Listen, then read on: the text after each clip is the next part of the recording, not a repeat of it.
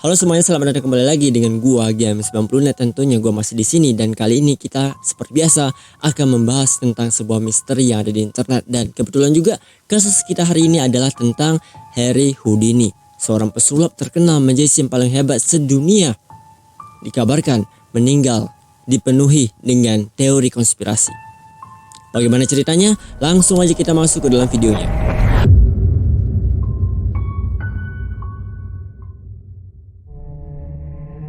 Harry Houdini atau dikenal dengan nama Eric Weiss lahir di Hongaria pada tahun 1874. Ketika Eric Weiss berusia 4 tahun, ia bersama dengan ibunya dan juga saudara laki-lakinya memutuskan untuk pindah ke tempat ayahnya berada, yaitu di daerah Amerika. Ayahnya Eric ini merupakan seorang yang sangat religius. Ia percaya dengan nilai-nilai keagamaan. Bahkan pada saat itu ayahnya yang bernama Herman saat itu juga sempat menjadi seorang pemimpin kecil di salah satu gereja. Walaupun begitu, keluarga Houdini, keluarga Eric Weiss pada saat itu dikenal bukanlah sebagai keluarga yang kaya. Mereka terlahir sebagai keluarga yang miskin, dan ketika Eric Weiss memasuki usianya yang ke-9 tahun, Eric Weiss memutuskan untuk membantu ekonomi keluarganya dengan cara bekerja sebagai terapis atau ahli sirkus. Lanjut di tahun 1882, keluarganya kemudian pindah ke daerah New York, dan dari sinilah kemudian Eric Weiss melanjutkan karirnya sebagai terapis di sebuah acara bernama Vaudeville. Sekaligus juga di Vaudeville inilah yang kemudian membuat Eric Weiss itu punya semacam mimpi, punya semacam cita-cita di mana ia ingin menjadi seorang pesulap yang handal yang bisa menghibur orang-orang. Memasuki tahun 1891, Eric menginjak usia 17 tahun, dan di sini kemudian ia bertemu dengan seorang pria bernama Jacob Hyman. Jacob Hyman ini merupakan seorang pria yang nantinya akan menjadi partner di mana ia akan bekerja bersama dengan Eric Weiss untuk menjadi seorang pesulap, dan pada saat itu jugalah mereka kemudian melakukan kolaborasi dan menciptakan sebuah nama panggung bernama The Brother Houdini. Bisa dibilang nama panggung The Brother Houdini pada saat itu memasuki masa kejayaannya, di mana Eric Weiss dan juga Jacob Hyman itu sangat terkenal pada saat itu juga, yang pada akhirnya memasuki tahun 1892 Eric Weiss dan juga Jacob Hyman memutuskan untuk melakukan pertunjukan sulapnya itu lebih bebas lagi dengan cara melakukan trik sulap jalanan. Mereka akan melakukan sulapnya di berbagai tempat, di jalanan, di museum, di tempat hiburan, pokoknya di tempat-tempat yang ada banyak orangnya yang sedang mencari tempat hiburan. Lanjut pada tahun 1894, Eric Weiss kemudian menikah dengan seorang perempuan bernama Wilhelmina Beatrice Rahner, atau lebih dikenal dengan nama Bess Houdini. Sekaligus juga lah setelah pernikahan mereka berdua, Eric Weiss itu memutuskan untuk mengganti nama panggungnya menjadi Harry Houdini, atau nama Eric Weiss kemudian diganti menjadi Harry Houdini, dan peran istrinya bernama Bess Houdini kemudian ia membantu Houdini untuk menjadi seorang asisten dan melakukan berbagai schedule untuk membantu pekerjaan si Harry Houdini. Kalau gua lihat ceritanya, bisa dibilang Harry Houdini dan juga Bess Houdini itu merupakan salah satu pasangan yang couple banget. Mereka itu kalau kerja itu benar-benar saling melengkapi, yang pada akhirnya bisa dibilang hampir semua pekerjaan Harry Houdini itu berjalan dengan lancar. Lanjut pada tahun 1894, Harry Houdini memasuki usia ke-25 tahun. Dari sinilah kemudian Harry Houdini memutuskan untuk berhenti dari pertunjukan sulapnya. Cuman lebih tepatnya ya, bukan berhenti dari pertunjukan sulap, melainkan berhenti dari acara mereka untuk keliling-keliling manggung di area jalanan, di tempat museum, di tempat hiburan. Mereka nggak mau melakukan hal kayak gitu lagi karena Houdini itu udah capek. Houdini itu lebih memikirkan bagaimana caranya agar ia bisa melakukan perform pertunjukan sulap di tempat yang sama, tapi uangnya itu bisa lebih banyak.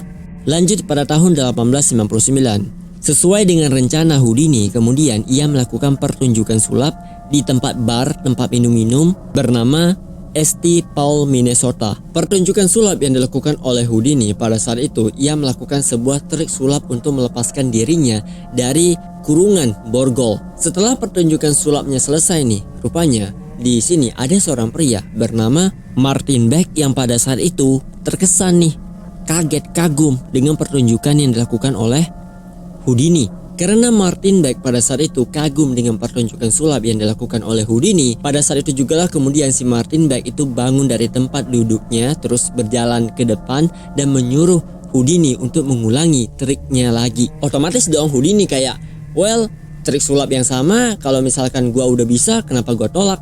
Jadi Houdini ya oke-oke aja. Cuman Martin Beck pada saat itu menyuruh Houdini untuk mengunci dirinya dengan borgol yang ia punya. Jadi pada saat itu si Martin Beck itu langsung ngeluarin borgol yang ia punya nih, terus dikasih ke Houdini dan disuruh untuk ngelepasin diri pakai borgol yang ia punya. Karena Martin Beck itu curiga jangan-jangan di dalam borgol yang dimiliki sama si Houdini itu kayak ada semacam trik tipuan yang bisa dipakai untuk menipu para penonton. Makanya dia menyuruh Harry Houdini memakai borgolnya.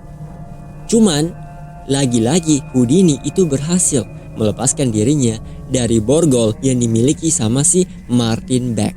Sekilas informasi tentang Martin Beck, ia merupakan seorang pria yang berpengaruh pada saat itu ya di bidang bisnis hiburan, yang pada akhirnya si Martin ini itu mengajak Houdini untuk kerja bareng di tempat ia miliki dan melakukan pertunjukan sulap. Setelah Houdini dan juga istrinya ini itu kerja di tempat si Martin Beck, mereka berdua kemudian melakukan berbagai trik sulap yang lebih ekstrim lagi, dari melepaskan dirinya dari borgol, melepaskan dirinya dari ikatan rantai besi, melepaskan dirinya dari kurungan kotak besi yang diikat dengan rantai besi dan ditimpa batu. Terus kotak besinya itu dilempar ke dalam air. Dan lagi-lagi semua trik sulap pertunjukan yang dilakukan oleh Houdini dan juga istrinya yang membantu dari belakang membuat mereka berdua menjadi sangat terkenal pada masa itu.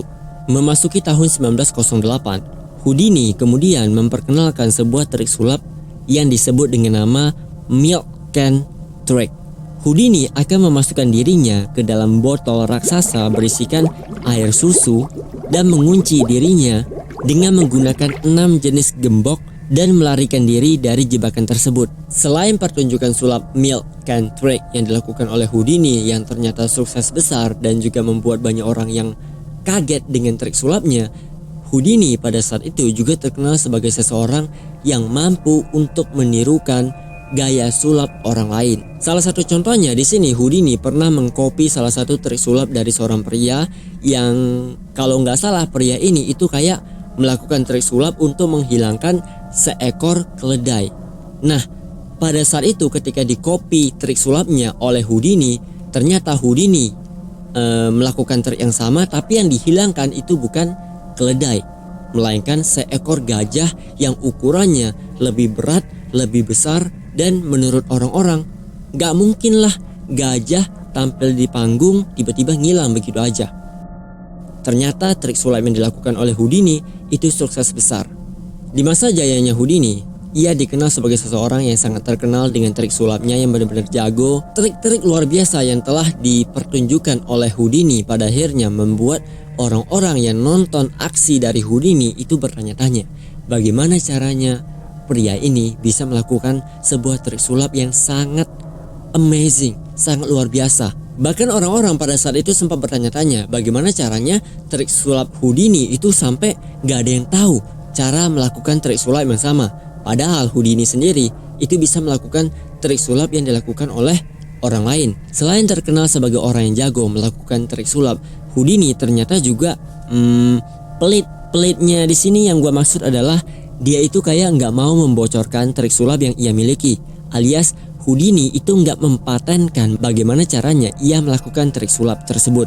Alasan dibalik kenapa Houdini itu nggak mau memberikan petunjuk atau detail dari trik sulap yang ia lakukan itu dikarenakan bagi Houdini trik sulap itu merupakan semacam sebuah sihir. Sebuah sihir yang ingin dilihat oleh para penonton, oleh orang-orang. Dan kalau misalnya trik sulapnya ini diketahui oleh para penonton, menurut Houdini trik sulap itu akan menjadi membosankan. Sampai di titik ini Houdini menjadi orang yang sangat terkenal dengan aksi trik sulapnya yang berbahaya dan berhasil meloloskan dirinya. Nah, dikarenakan trik sulap yang dilakukan oleh Houdini itu benar-benar membuat orang-orang gak percaya dan Merasa setiap aksi sulapnya itu berbahaya, kenapa dia bisa lolos gitu aja, yang pada akhirnya itu membuat para penonton bertanya-tanya. Sebenarnya Houdini itu ada hubungannya nggak dengan ilmu supranatural? Atau mereka kayak mengkaitkan kayaknya Houdini itu punya jin nih, punya iblis nih yang ngebantu Houdini dari belakang untuk mempermudah sulapnya. Begitu mendengar berita yang gak enak, Houdini itu langsung mengklaim kalau ia sangat benci dengan yang namanya ilmu supranatural. Houdini mengatakan kalau ia gak suka dengan hal-hal mistis dari semenjak ia masih kecil. Ia bahkan gak percaya dengan hal-hal gaib atau sesuatu yang sulit dijelaskan dengan akal sehat manusia. Cuman walaupun si Houdini itu terkenal sebagai sosok orang yang gak percaya dengan hal-hal gaib, rupanya pada tahun 1890 sebelum Houdini menikah dengan istrinya, di sini mereka berdua itu kan sempat bertemu ya, kayak masa-masa dimana mereka masih pacaran lah. Rupanya pada saat itu Houdini dan juga istrinya ini pernah melakukan sebuah penelitian di mana mereka mencari nama orang-orang secara random di area kuburan, nama-nama orang yang udah meninggal. Kemudian mereka melakukan sebuah ritual untuk melakukan komunikasi dengan orang yang telah meninggal. Dan hasilnya tentu aja itu gagal total, dan pada saat itu juga lah kemudian Houdini itu semakin percaya kalau hal-hal gaib itu adalah sesuatu yang sangat bullshit dan gak boleh untuk dipercaya. Lanjut ya, pada tahun 1913 Houdini dan juga istrinya dipanggil oleh kerajaan di Swedia untuk melakukan pertunjukan trik sulap. Tapi sayangnya di hari yang sama ibu Houdini alias Cecilia dikabarkan meninggal. Begitu mendengar kabar duka dari ibunya Houdini yang meninggal, Houdini pada saat itu juga pas dia baru dengar nih, dia langsung berlutut ke lantai, langsung nangis dan berteriak sekencang mungkin. Karena Houdini itu gak rela kalau ibunya pergi begitu aja.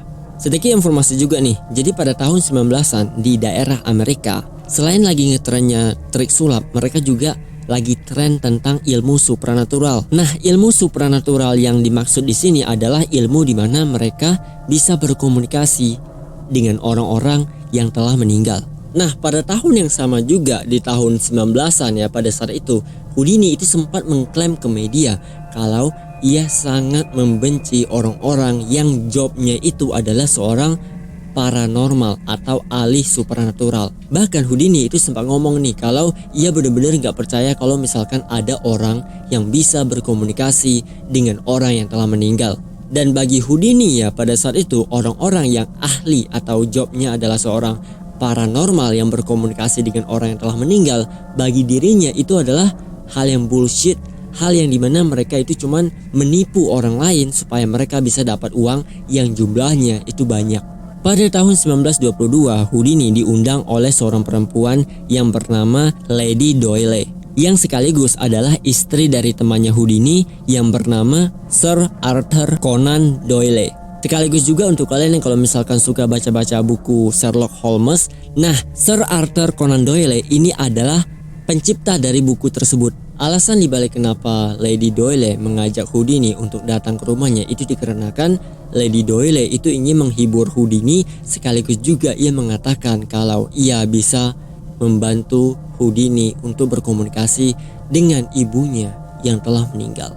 Alasan dibalik kenapa si Lady Doyle begitu berani mengatakan kalau ia bisa membantu Houdini untuk berkomunikasi dengan ibunya dikarenakan ia pernah berkomunikasi dengan putranya yang udah meninggal juga pada tahun 1918 dikarenakan serangan pandemi penyakit influenza.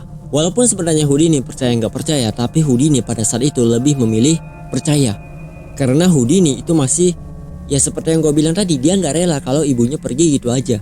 Jadi pada akhirnya ia langsung mengiyakan perkataan dari Lady Doyle, dan dari sinilah kemudian Lady Doyle mengajak Houdini untuk memasuki sebuah ruangan tempat ia biasanya melakukan komunikasi, di mana ruangannya itu gelap, cuman ada beberapa lilin, dan pada saat itu juga lah Lady Doyle menyuruh Houdini untuk menjulurkan tangannya. Lady Doyle kemudian memegang tangan Houdini. Setelah itu ia kemudian menuliskan sebanyak 15 halaman kertas yang berisikan pesan-pesan dari ibunya yang ingin disampaikan kepada Houdini. Begitu Lady Doyle selesai menuliskan 15 halaman penuh yang berisikan pesan-pesan dari ibunya Houdini dan kertasnya ini diserahkan kepada Houdini. Ternyata Houdini itu marah kepada si Lady Doyle karena ia bilang kalau ibunya selama masih hidup gak pernah berbicara bahasa Inggris. Sementara 15 halaman yang ditulis oleh Lady Doyle semuanya berisikan kata-kata bahasa Inggris. Dari kejadian tersebut kemudian Houdini menjadi sangatlah marah dengan orang-orang yang mengaku dirinya sebagai paranormal. Ia bahkan menulis berbagai jenis buku-buku tentang para ahli supranatural dan membongkar trik yang mereka lakukan untuk menipu orang-orang dengan harapan meraup uang dari para korbannya. Lanjut pada 11 Oktober 1926, Houdini tanpa sengaja mematahkan pergelangan kaki bagian kiri. Ketika diperiksa oleh dokter, mereka mengatakan kalau Houdini harus istirahat dulu dan gak boleh melakukan pertunjukan sulap. Rupanya pas diberitahu sama dokter, Houdini pada saat itu dia ngeyel nih. Dia gak mau mendengarkan kata-kata dari dokternya. Dan pada saat itu juga lah ia berangkat ke daerah Montreal untuk melakukan pertunjukan sulap berikutnya. Kalau kalian masih nonton sampai di detik ini juga, gua mau kalian semakin fokus lagi karena disinilah titik dimana misteri dari kematian Houdini akan dimulai.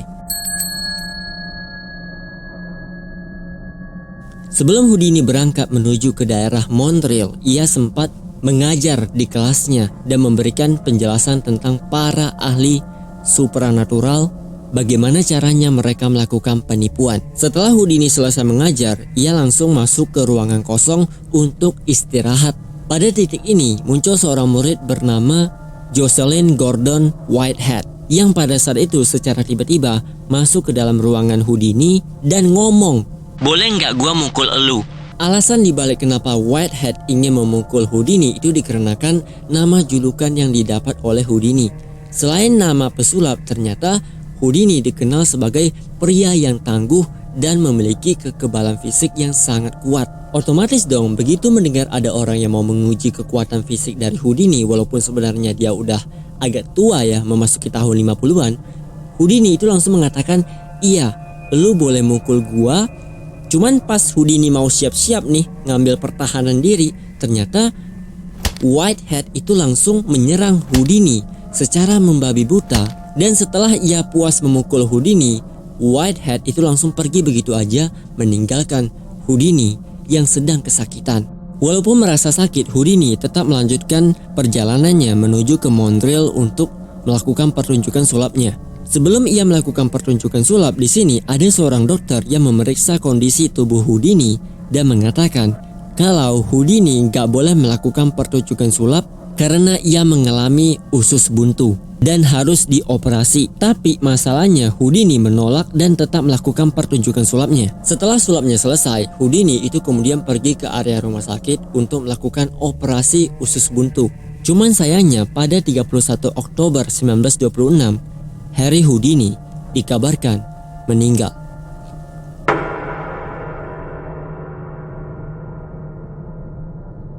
Cerita di balik meninggalnya seorang artis magician terkenal Harry Houdini kemudian membuat orang-orang itu bertanya-tanya bagaimana cara ia meninggal, dan dari sini jugalah misteri atau teori konspirasi mulai bermunculan.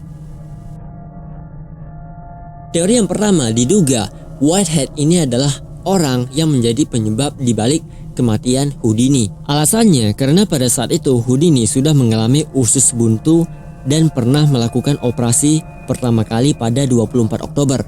Karena Whitehead pada saat itu memukul area vital Houdini yang pada akhirnya menyebabkan usus buntu yang ia derita menjadi semakin parah. Teori yang kedua, Whitehead diduga merupakan seorang pembunuh yang dikirim oleh seseorang yang gak suka dengan tingkah laku Houdini. Bisa dibilang orang ini sangat membenci Harry Houdini dikarenakan sifat si Harry Houdini yang suka mengompor-ngompor publik tentang dunia spiritual yang katanya adalah kebohongan. Di teori ini ada yang mengatakan kalau Whitehead memukul Harry Houdini bukan menggunakan tangan, melainkan menggunakan benda-benda tumpul seperti kayu ataupun palu. Jadi di teori ini itu kayak menjelaskan Harry Houdini itu kan gak suka ya dengan orang-orang yang jobnya adalah ahli supranatural. Di sini nih teorinya muncul. Rupanya orang-orang yang gak suka, yang disindir, yang dikompor-kompor sama Harry Houdini, pada saat itu mereka berkumpul dan melakukan semacam ritual untuk mengirimkan kesialan kepada Harry Houdini, yang pada akhirnya Harry Houdini itu mengalami patah pada pergelangan kakinya dan terus memaksakan diri untuk melakukan trik sulapnya. Lalu ketika Harry Houdini selesai dioperasi, di sini ada yang menduga kalau salah satu dokter yang di sana kemungkinan menyuntikkan cairan racun ke dalam infus milik Harry Houdini secara diam-diam. Atau jangan-jangan kalau misalkan ketiga teori ini kalian gak percaya, mungkin aja kalian bisa mengambil teori keempat. Bisa jadi kan Harry Houdini memalsukan kematiannya sendiri. Itulah dia video kita hari ini tentang kasus cerita dari misteri kematian Harry Houdini yang masih memunculkan berbagai jenis teori konspirasi. Ada yang percaya Harry Houdini sudah meninggal, ada yang nggak percaya, ada yang menduga kalau Harry Houdini disantet, ada yang menduga kalau Harry Houdini itu kayak dibunuh oleh seseorang. Pokoknya banyak sekali teori konspirasi dan juga misteri yang belum terjelaskan di balik kematian Harry Houdini. Anyway, untuk kalian yang kalau misalkan suka dengan cerita-cerita serem yang bisa bikin kalian merasa getar tubuh kalian, merasa kayak merinding, kalian bisa aja langsung main ke video yang ada di sebelah gua. Di video di sebelah gua ini, gua membahas tentang sebuah misteri. Ada orang yang datang ke area hotel, terus tiba-tiba ia dikabarkan meninggal dengan cara yang sangat misterius. Pokoknya, kalau kalian penasaran, langsung aja main ke video yang ada di sebelah gua. Dijamin bikin kalian merinding. So see you guys on the next video.